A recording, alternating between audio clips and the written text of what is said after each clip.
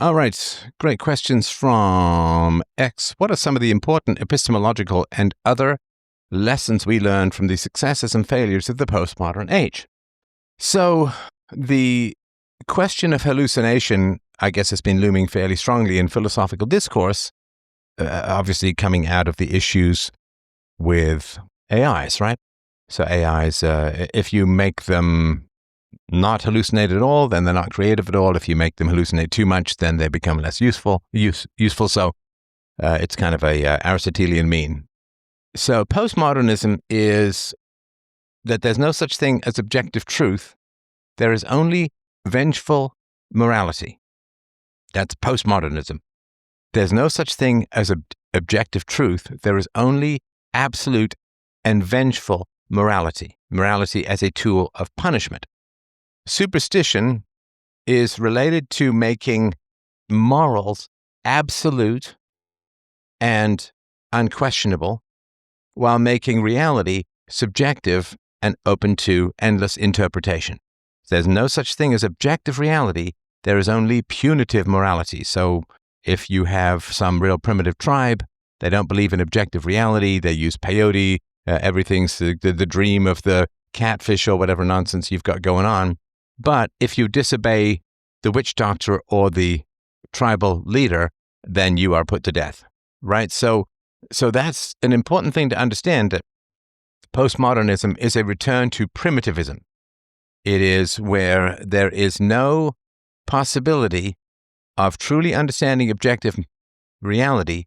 There is only the infliction of punitive morality. So the typical example, which would make the most sense for most people, is there's no such thing as truth, but racists must be deplatformed.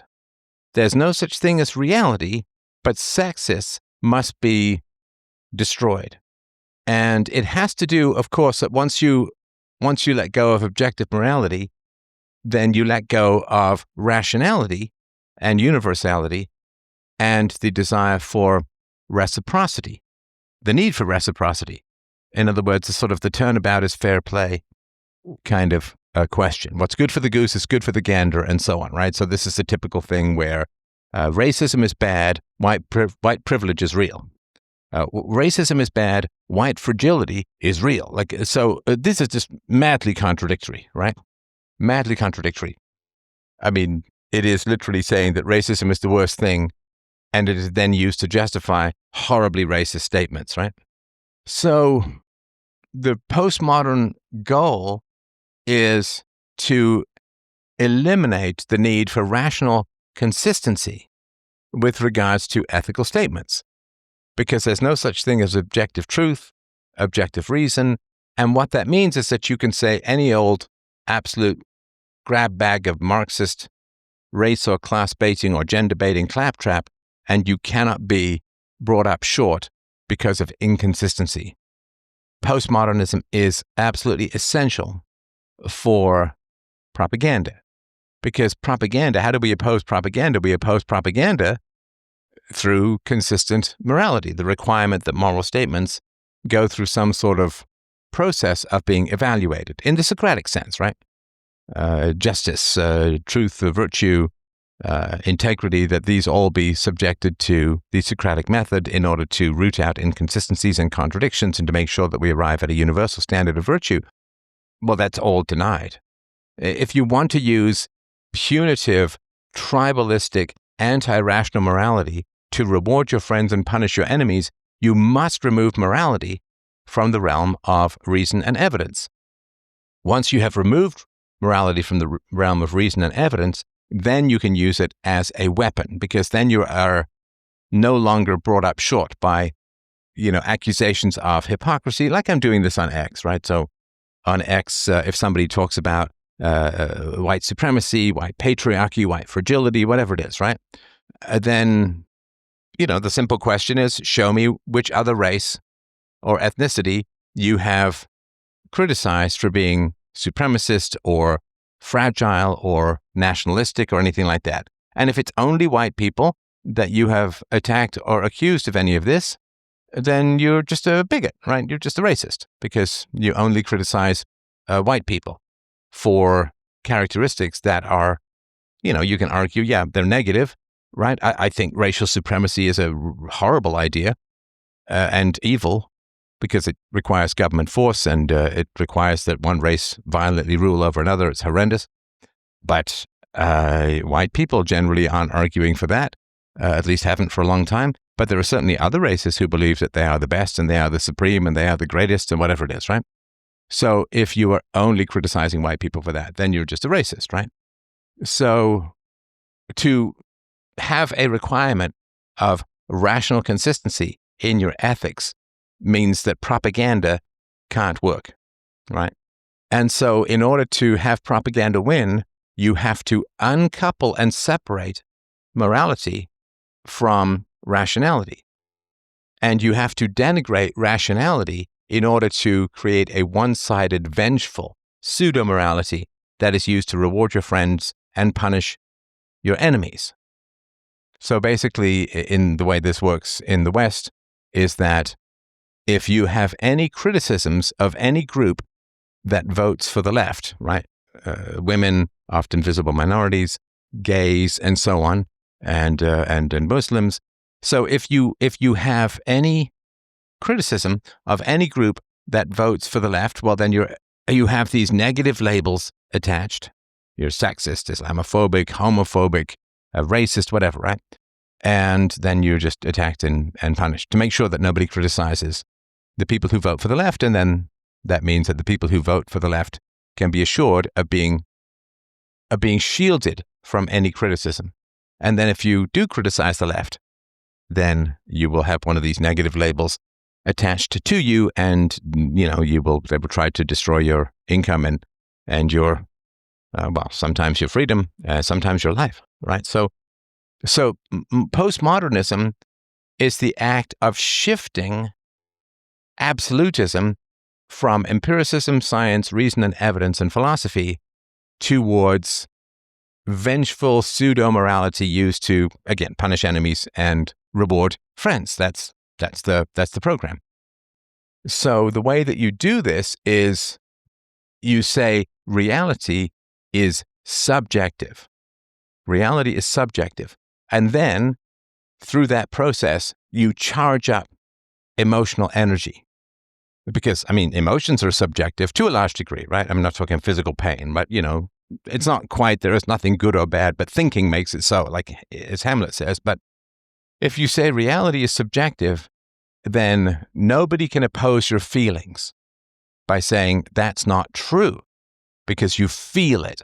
And because you feel it, it becomes true, and there's nothing to compare your feelings to with regards to objective, empirical, rational reality, right? There's nothing that you can compare your feelings to and find your feelings to be invalid.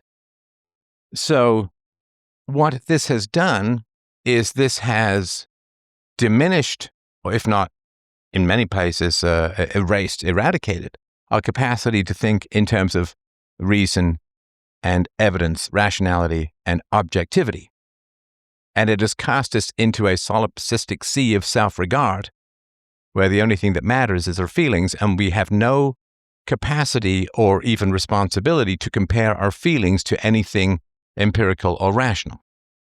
Right? So, the typical example would be racism is bad. Okay, racism is bad. Well, what is racism? That's having a negative view of another race. Okay, well, doesn't white fragility, white patriarchy, white nationalism, white supremacy, if you're only applying it to whites, then isn't that, by definition, racist? Well, no, but you see, that would be to say that you have to take rational standards and apply them to your beliefs. But you can't weaponize moral beliefs that are subject to the demands and strictures of the Socratic method and of reason and evidence. You can't weaponize them. And if you can't weaponize morality, then you lose a foundational tool of dominance, attack, subjugation, and again, sorry to repeat myself so often, punishing your enemies and rewarding your friends.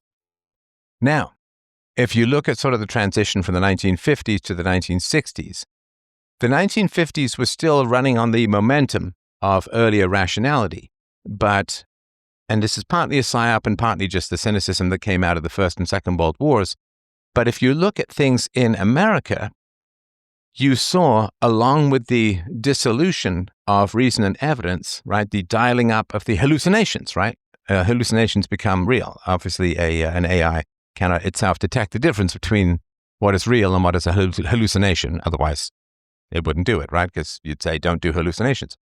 But when reality becomes subjective, or is perceived or is processed as subjective, then instincts, feelings, emotions, hormones sometimes become all-powerful. They are no longer restrained by rationality.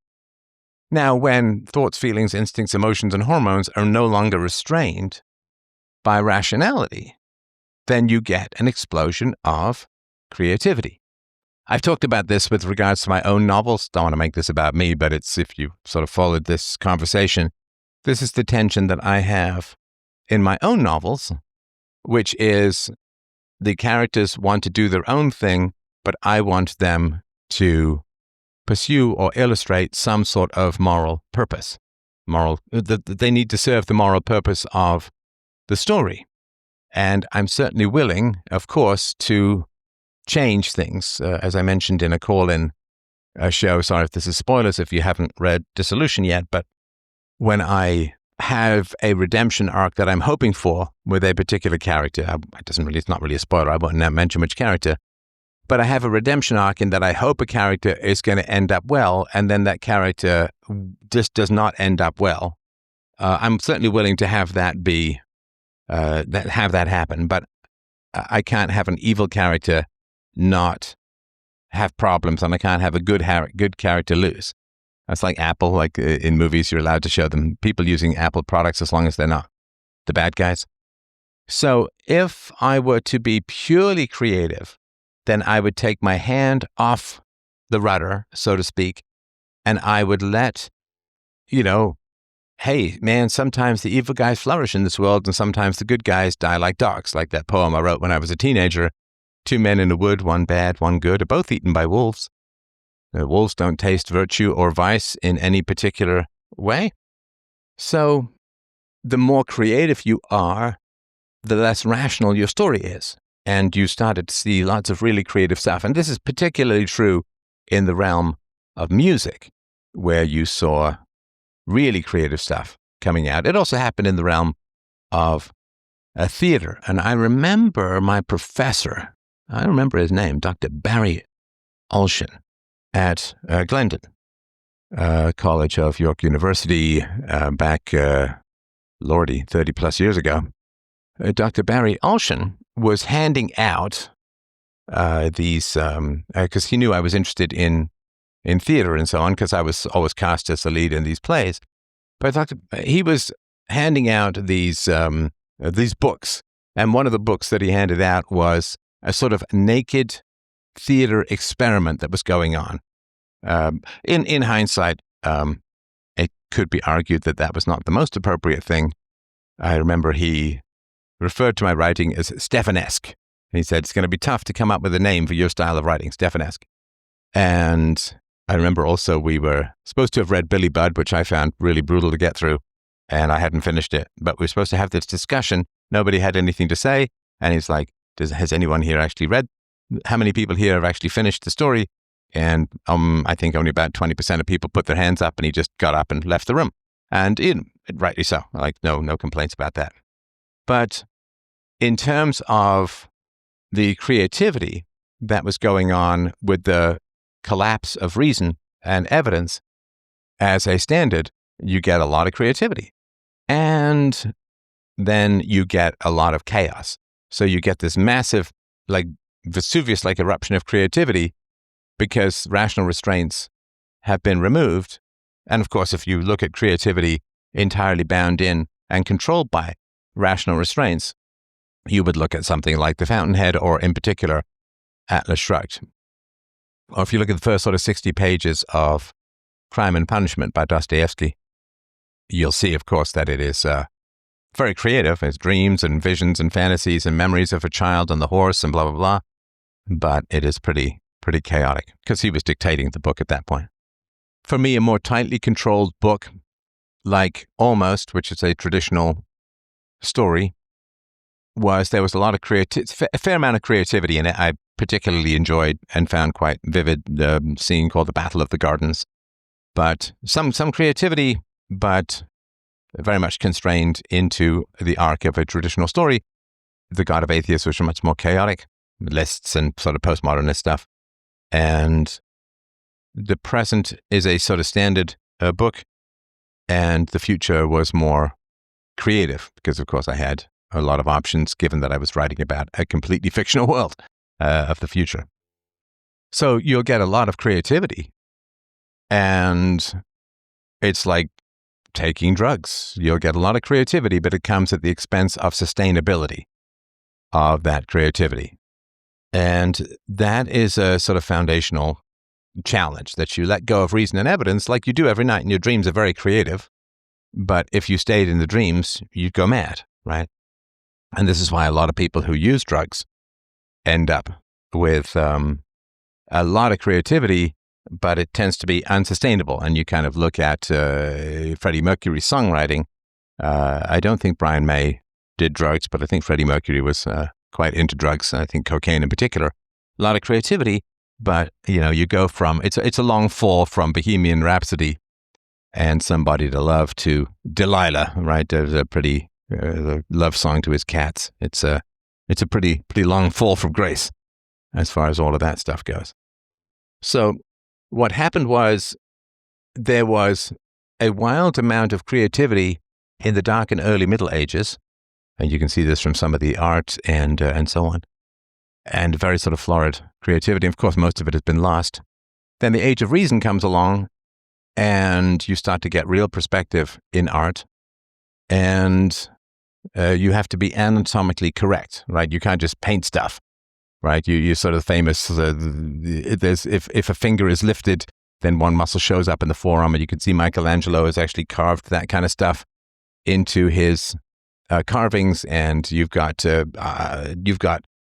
painters who dissected cadavers in order to figure out and find out how the human body worked, so that they could be more accurate in what they painted. So Ingres and Caravaggio and so on. And then you sort of contrast all of that. And it had something to do with the rise of photography, but it wasn't just that. The dedication to empirical and universal objectivity and rationality, that carries over from a previous generation, because that's how people are raised. But the creativity can come very quickly in the next generation. There's a leapfrog. So the creativity erupts from the people who let go of reason and evidence, and then through that creativity, they dissolve other people's focus on reason and evidence. Art was supposed to mean something. And then, of course, the postmodern artists, all the way from the nonsense Dadaists from the 1920s through the anti-rationalists of the 30s, and then the non-representational artists of the 40s, and then, of course, the crazy stuff that came out of Andy Warhol, where, a soup can is a worthy subject of a painting. And that guy was a real creep, by the way. Like, it's just an absolute creep. So, and then after there's too much chaos and madness in art, the pendulum kind of swings, and the sort of auto-correction of the collective unconscious begins to try and return more to sort of reason and evidence, like it's gone too far, right? So from an epistemological standpoint, sort of study of the nature of knowledge, the goal of weaponizing morality requires detaching the human mind from reason and evidence, which does kick up a huge amount of creativity, and then the creativity then spreads itself through art. The sort of dissolution from reason and evidence spreads itself through art. And then reality dissolves in the mind of the general consciousness, because everything has become subjective. And a lot of this has to do with masculine and feminine perspectives. The fact that so many objective rational men got wiped out in Europe in the First and Second World Wars had a lot to do with how subversive and anti-real, anti-rational art began to flourish and spread. The sort of common sense builders and maintainers of the empire, and the scientists and the rationalists and so on, they all got wiped out. And as they got wiped out, then the subjectivists and the relativists, who tended to survive wars because they tend to focus more on subjective feelings such as fear and cowardice rather than objective obligations like duty and responsibility and, fighting for king and country and all that kind of stuff. So those people get wiped out. I mean, wars are a fantastic way for the subversives to wipe out the objective people, because the objective people take their sort of responsibilities and their culture and their country and their king and their duties and their obligations very seriously. And so it's a great way for physically weak subversives to wipe out the stronger alphas, is to engage them in a war, knowing that the physically weak are less likely to be sent to the front to fight and are more likely to work in propaganda and supply chain management and all that other sort of stuff where a stronger mind and a weaker body are more important. So war is not a war against a foreign enemy. War is a war against a strong, superior, physically and mentally objective in your society. The war is against the strong, not against the enemy. The enemy is a proxy by which the local weaklings destroy the strong. And of course, we see this happen repeatedly over the course of history, and certainly over the course of the 20th century. The war that was waged against objective reason and the competent and the dutiful and the rational was endless. Hundreds and hundreds of millions of the more responsible are destroyed, because the more responsible act from a sense of honor and universal ethics and the stiff upper lip of the British, right? The idea that it's okay to have feelings. It's not too bad to have feelings, but you must master your feelings, and you cannot run your life according to your feelings, and you have to subjugate or sublimate your feelings to rational objectives and so on, right? The border between sort of reason and emotion. And it is the most dutiful and the most objective who get fed into the furnace of war by the weaker and more subjective. And the weaker and more subjective, almost all wars start on lies, right? And so the truthful and the honorable are not very good at lying, bad at lying. They don't want to lie. It's dishonorable and wrong, and it's a sort of element of weakness. And so it is the weak who start the wars, the weak and the liars and the subjective, who start the wars, and then they feed into the furnace of war the strong, the rational, and the objective.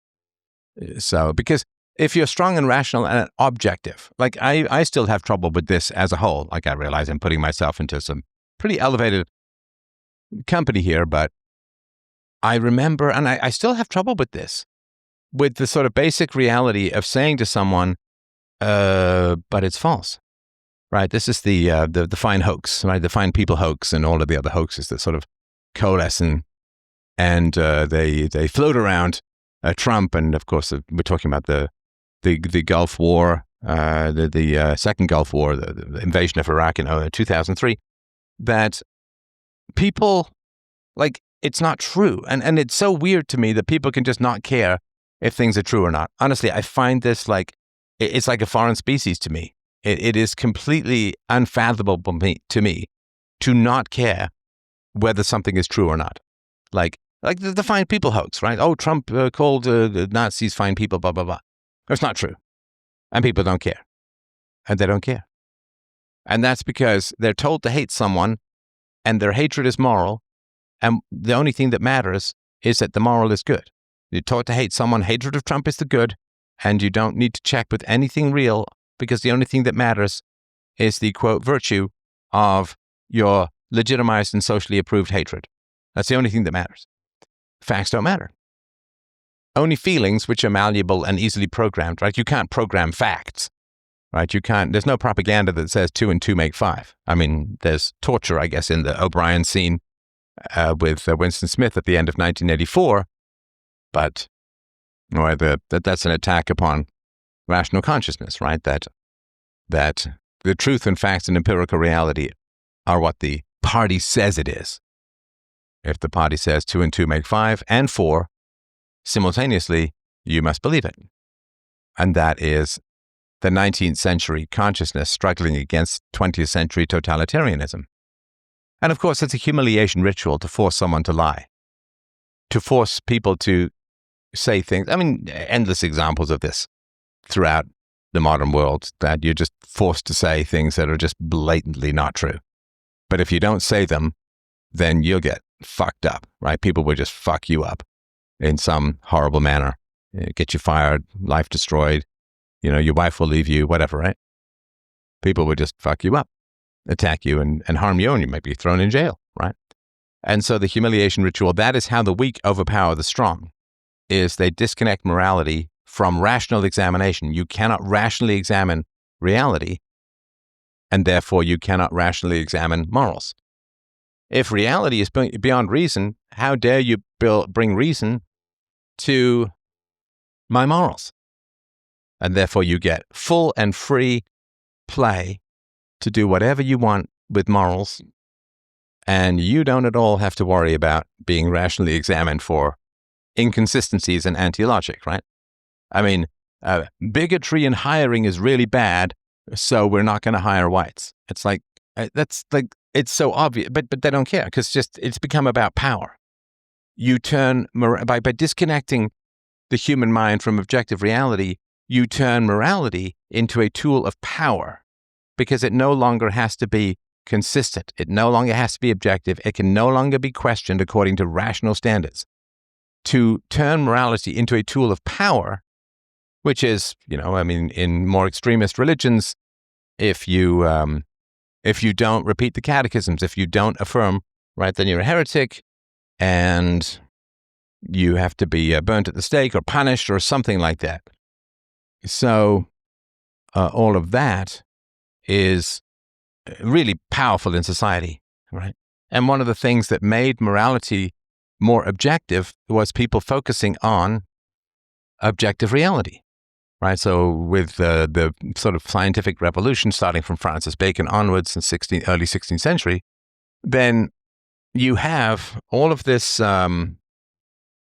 focus to sort of subjugate the human mind and the human impulses to reason and evidence and objectivity and science, right? So in superstition or in extreme religiosity, any conflict between the idea and reality, you must rule in favor of the concept, right? So there is a God. Where do we find him in reality? Well, we can't find him in reality, and God is a self-contradictory entity, all-powerful, all-knowing. We've gone over that a million times before. But so since the idea exists in the mind but cannot be validated in reality, then it is the mind that wins. It is the idea in the mind that wins against the rules of reason in reality, and reason and empiricism, right?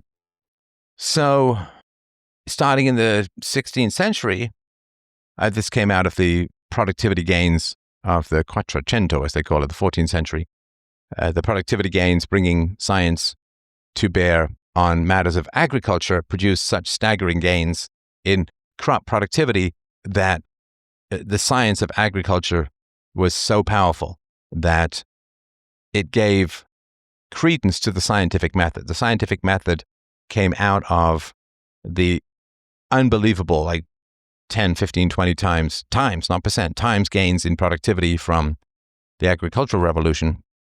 And so when you have that kind of immense productivity gain, you have to say, okay, well, the methodology that produced this is really great, and the methodology that produced this was empirical testing and the scientific method in an instinctual way pursued by people who had a kind of green thumb, and some theory, of course, and all of that, and advances in sort of chemistry, manure, agricultural sciences, winter crops, turnips, blah, blah, blah, crop rotation, all that kind of stuff.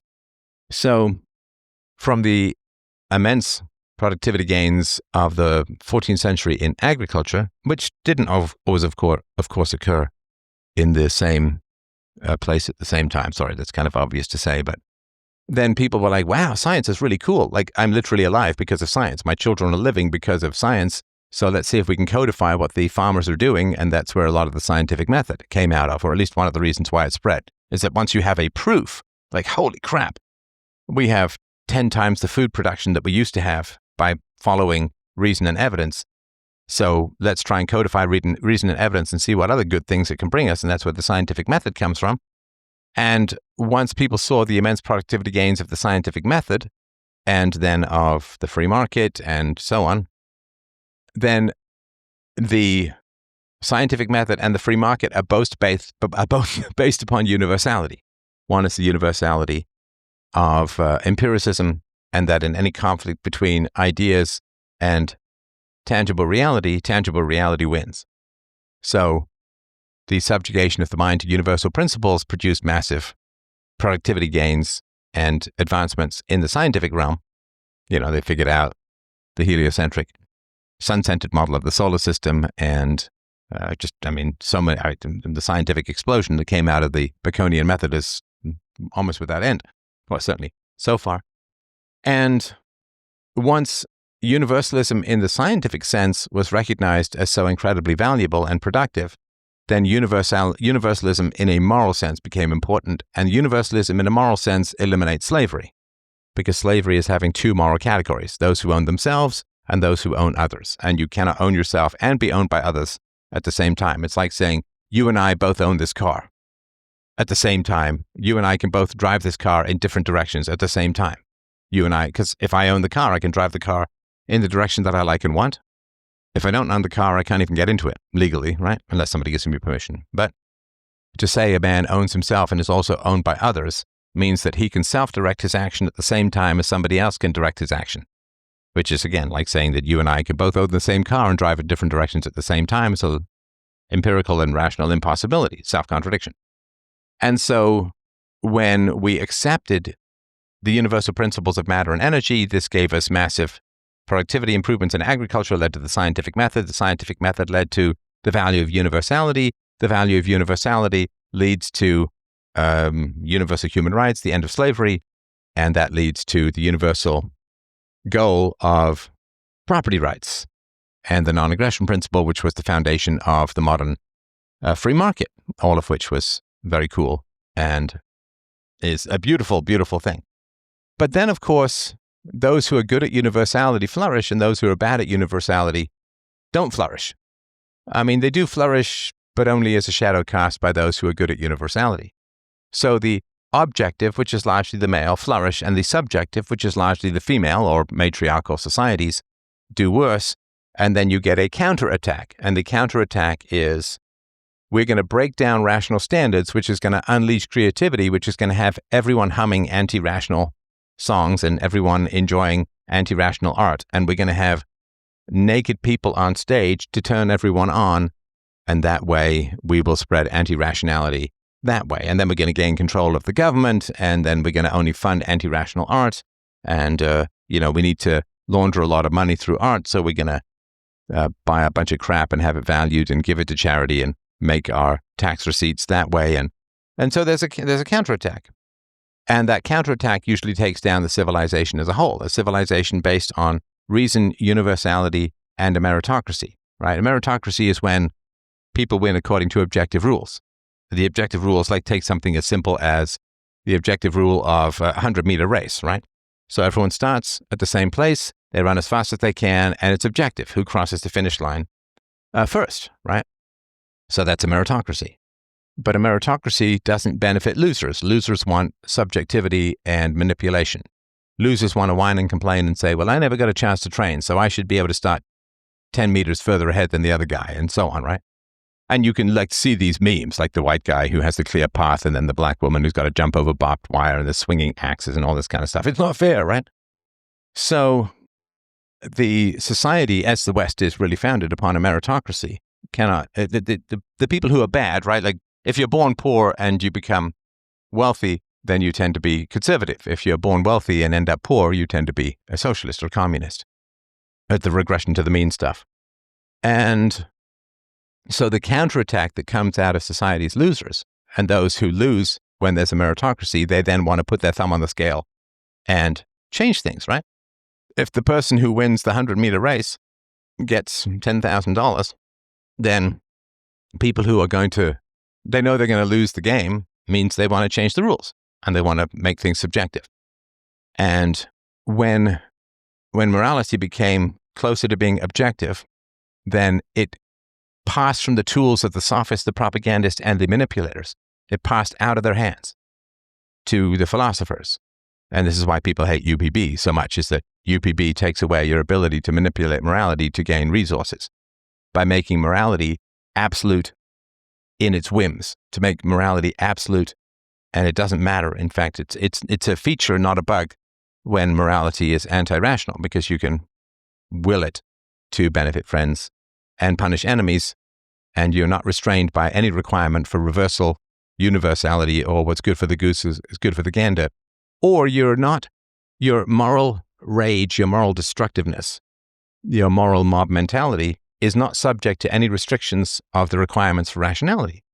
But then society starts to lose its mind, and it then gets overtaken. The more superstitious societies, the more subjectivist and relativistic societies get taken over by the more rational and objective societies. So yeah, that's my sort of sprint through postmodernism in a nutshell. For more on this, you could look at my novel from 20 plus years ago called The God of Atheists, where I talk quite a bit about postmodernism and I think bring it to life in a pretty funny and engaging fashion. You can get that at freedomain.com/books. So again, if you find these kinds of conversations, these kinds of insights helpful and useful, and I guarantee you can't get them anywhere else, certainly not in as compact a formula, I really, really would appreciate your support at freedomain.com/donate. All right. Lots of love, my friends. I will talk to you soon. Bye.